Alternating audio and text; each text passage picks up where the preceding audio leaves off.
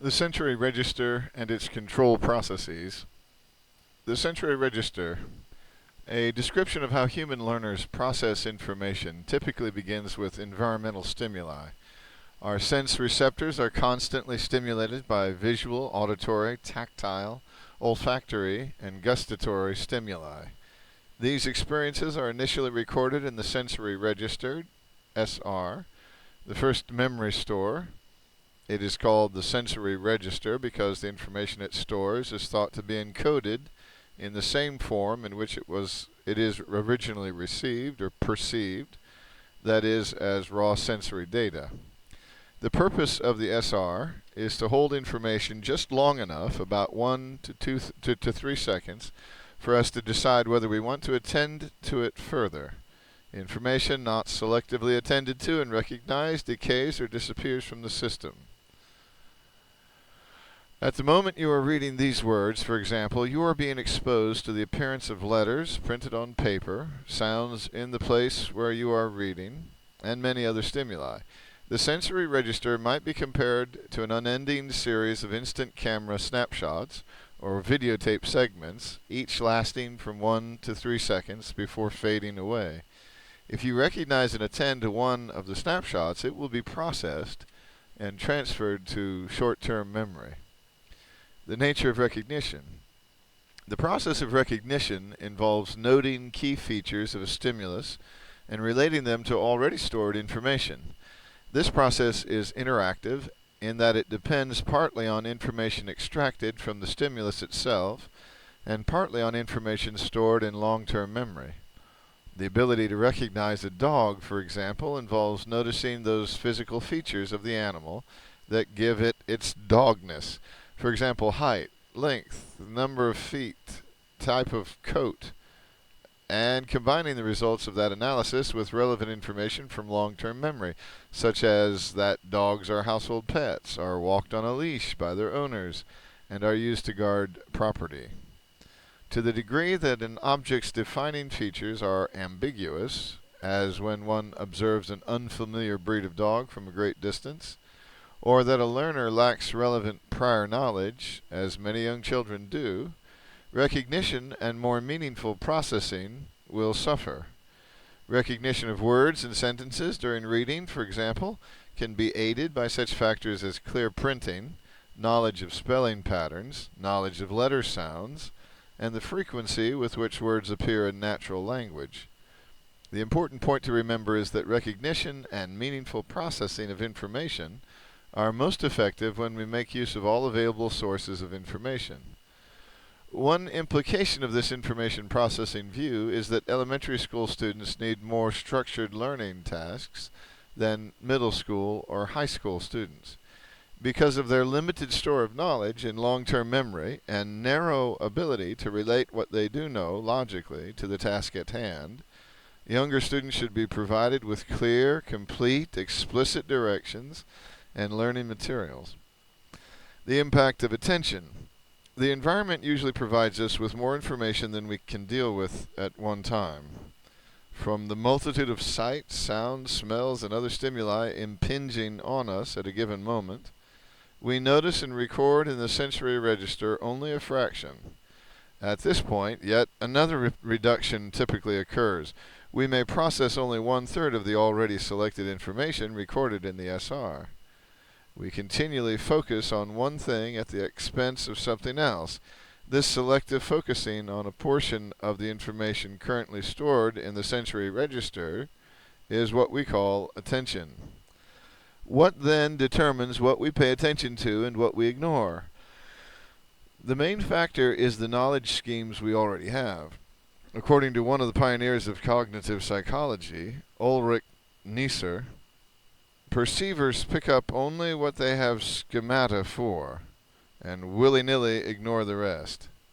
In other words, we choose what we see, what we will see or hear, by using our prior knowledge and experiences, in other words, our schemata, to anticipate the nature of incoming information. Students daydream, doodle, and write letters rather than listen to a lecture because they anticipate hearing little of value. Now, you may believe that you're more aware of what is going on around you than most people, and you may be, but we doubt it.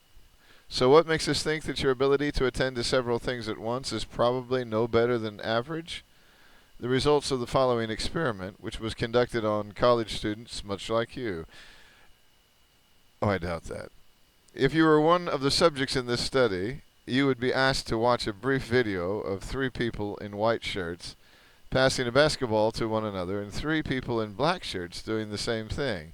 Your task is to count how often the ball gets passed among the 3 participants in white shirts and ignore how often the 3 people in the black shirts pass the ball to one another. Not a particularly hard task, but it does require you to focus your attention on the people in the white shirts. At some point during this ball passing activity, another person dressed in a gorilla suit walks into the scene, stops, faces the camera, beats on his chest, turns and walks out of the other side of the scene. The gorilla is visible for 9 seconds. After viewing the video, the experimenter then asks you to report what you saw. You're probably thinking that the first words out of your mouth would be something like, "You probably won't believe me, but I saw a gorilla." We hate to disappoint you, but since half the subjects in this study said they didn't see a gorilla, you probably wouldn't have either. Okay, that's true. We put "see" in quotation marks because the gorilla did fall within each subject's field of vision. We know this because the researchers also tracked their eye movements and knew whether an image of the gorilla appeared on each person's retina. This phenomenon is called inattentional blindness and explains why people who text and drive or talk on a cell phone while driving are more likely to have an accident than people who focus entirely on their driving. If you're meaningfully processing a phone conversation, you're not attending to and processing the conditions on the road. Short-term memory, working memory, and its control processes. Short-term memory. Once information has been attended to, it is transferred to short-term memory, the second memory store. Short-term memory can hold anywhere from 5 to 9, 7 is the average, unrelated bits of information for approximately 20 seconds. Although the capacity of short-term memory is relatively small, we can expand this limit somewhat by using a technique called chunking, which we will describe in the suggestions for teaching section. The brief amount of time that information remains available in short-term memory may seem surprising, but it can be easily demonstrated. Imagine that you look up and dial an unfamiliar phone number and receive a busy signal. If something or someone else then distracts you for 15 to 20 seconds, chances are you will have forgotten the number. Short-term memory is more than just a place to temporarily store whatever we are currently thinking about, ideally this page of the textbook. It is also where we encode, organize, and retrieve information. Psychologists use the term working memory to refer to the aspect of short-term memory that actively processes information. So when we try to figure out how to compose a sentence, solve a math problem, recall a scientific formula, or suppress emotions and thoughts that might interfere with achieving a goal, those activities take place in working memory. Working memory is increasingly being viewed as a critical component in our information processing system. Logic suggests and research confirms that differences in working memory are strongly related to differences in such basic skills as reading comprehension, listening comprehension, oral expression, writing, math calculation, and math reasoning. Preschool and first grade children, for example, who score higher than their peers on a test of working memory, were better able to complete a card sorting task that required keeping track of several pieces of information. Because of the influential role that working memory plays in academic performance, a number of studies have examined the feasibility of improving students' working memory through training. The results to date have not been particularly encouraging. An analysis of 23 studies found that while short-term improvements on verbal and non-verbal working memory tasks were noted, what we refer to in Chapter 10 as near transfer, They disappeared after about 9 months. In addition, the training did not carry over to such other skills as reading, word decoding, or arithmetic, what we refer to in Chapter 10 as FAR transfer. Rehearsal. A severe limitation of short-term memory is how quickly information disappears or is forgotten in the absence of further processing. This problem can be dealt with through rehearsal. Most people think of rehearsal as repeating something over and over, either in silence or out loud. The usual purpose for such behavior is to memorize information for later use, although occasionally we simply want to hold material in short-term memory for immediate use, for example, to redial a phone number after getting a busy signal. Rehearsal can serve both purposes, but not in the same way. Accordingly, cognitive psychologists have found it necessary and useful to distinguish two types of rehearsal: maintenance and elaborative. Maintenance rehearsal, also called rote rehearsal or repetition, has a mechanical quality. Its only purpose is to use mental and verbal repetition to hold information in short-term memory for some immediate purpose. Although this is a useful and often used capability, as in the telephone example, it has no effect on long-term memory storage. Elaborative rehearsal, also called elaborative encoding, consciously relates new information to knowledge already stored in long-term memory. Elaboration occurs when we use information stored in long-term memory to add details to new information, clarify the meaning of a new idea, and make inferences, construct visual images, and create analogies. In these ways, we facilitate both the transfer of information to long-term memory and its maintenance in short-term memory. For example, if you wanted to learn the lines for a part in a play, you might try to relate the dialogue and behavior of your character to similar personal experiences you remember. As you strive to memorize the lines and actions, your mental elaborations will help you store your part in a long-term memory so that you can retrieve it later. Elaborative rehearsal, whereby information from long-term memory is used in learning new information, is the rule rather than the exception. Mature learners don't often employ maintenance rehearsal by itself. The decision to use one or the other, however, depends on the demands you expect the environment to make on you. If you need to remember things for future use, use elaborative rehearsal. If you want to keep something in consciousness just for the moment, use rote rehearsal. So far, we have explained the effect of elaborative rehearsal in terms of relating new information to information already stored in long-term memory. That's fine as a very general explanation, but to be more precise, we need to point out that elaborative rehearsal is based on organization, as in the preceding example in which several items were grouped together on some basis and rehearsed as a set, and meaningfulness, as in the earlier example in which lines in a play were related to similar personal experiences. Organization. Quite often the information we want to learn is complex and interrelated. We can simplify the task by organizing multiple pieces of information into a few clumps or chunks of information, particularly when each part of a chunk helps us remember other parts. The value of organizing material was illustrated by a classic experiment in which two groups of participants were asked to learn 112 words in 4 successive lists, but under different conditions. One group was given each of the 4 lists for 4 trials in the hierarchical or blocked arrangement displayed in Figure 8.2. Minerals, metals and stones, rare common alloys, precious and masonry.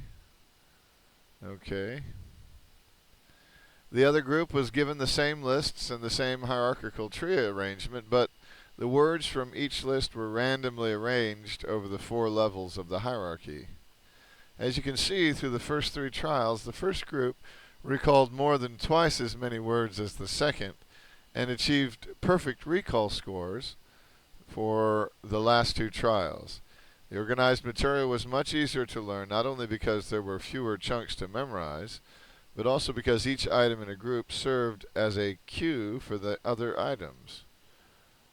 When you decide to store pertinent material from this chapter in your long-term memory in preparation for an exam, you will find the job much easier if you organize what you are studying.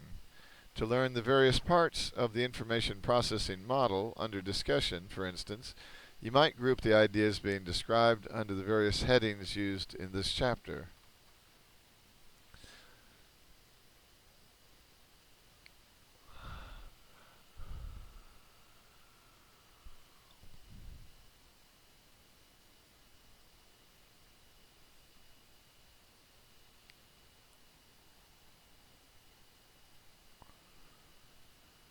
Meaningfulness. The meaningfulness of new information that one is about to learn has been characterized as potentiality, the most powerful variable for explaining the learning of complex verbal discourse.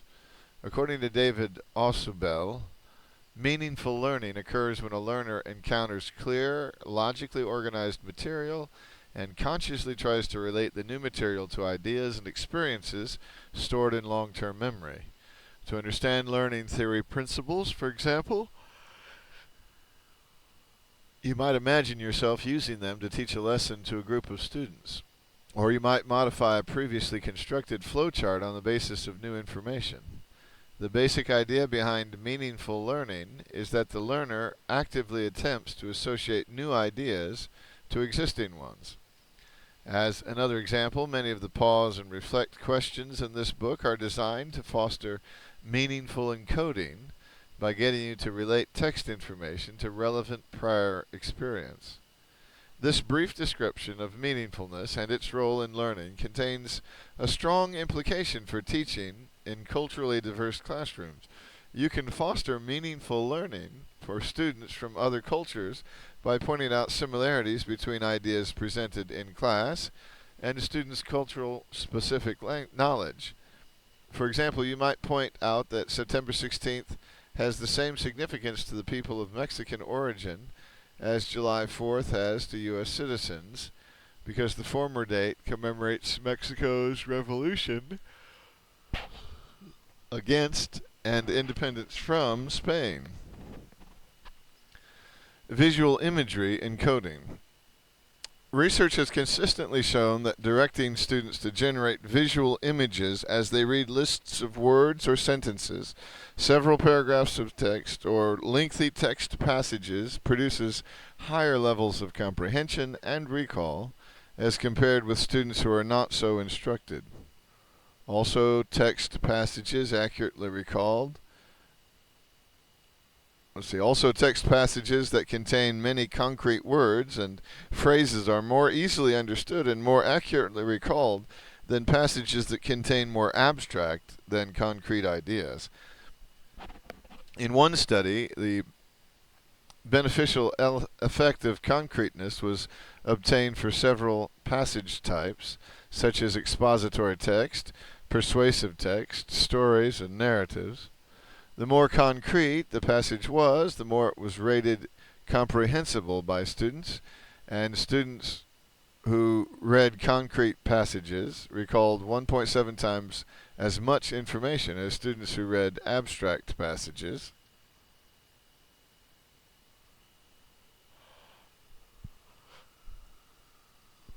A similar increase in recall and comprehension occurs when drawings, photos, or videos accompany the text. But as we've said in several times earlier in the book, whether or not students realize the benefits of various types of visualizations will depend on several factors. One of those factors is what the student already knows. Students who have relatively little knowledge of a subject benefit much more from having visuals accompany text, like a science book or a repair manual, than students who have a high amount of prior knowledge. A second major factor that determines whether visuals have a positive effect is their design. To help students get the most from them, visuals have to make it easier for learners to process the information embedded in the text. They do this by eliminating unnecessary information, highlighting key concepts, and placing visuals near the text they illustrate.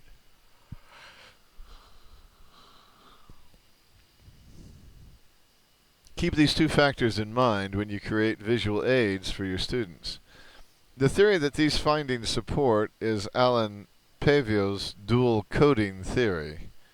According to the dual coding theory, concrete materials, such as pictures of familiar objects, and concrete words, such as horse, bottle, water, are remembered better than abstract words, such as deduction, justice, theory, because the former can be encoded in two ways, as images and as verbal labels, whereas abstract words are encoded only verbally.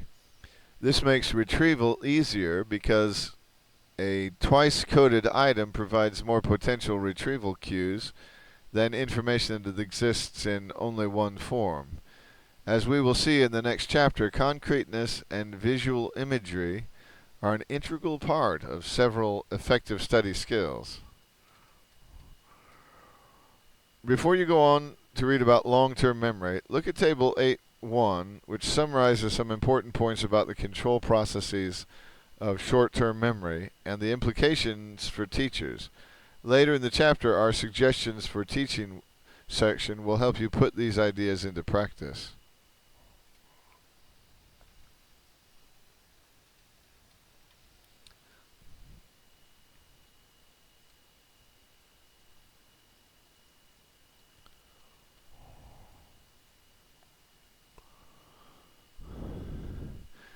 Here's figure 8.1 again.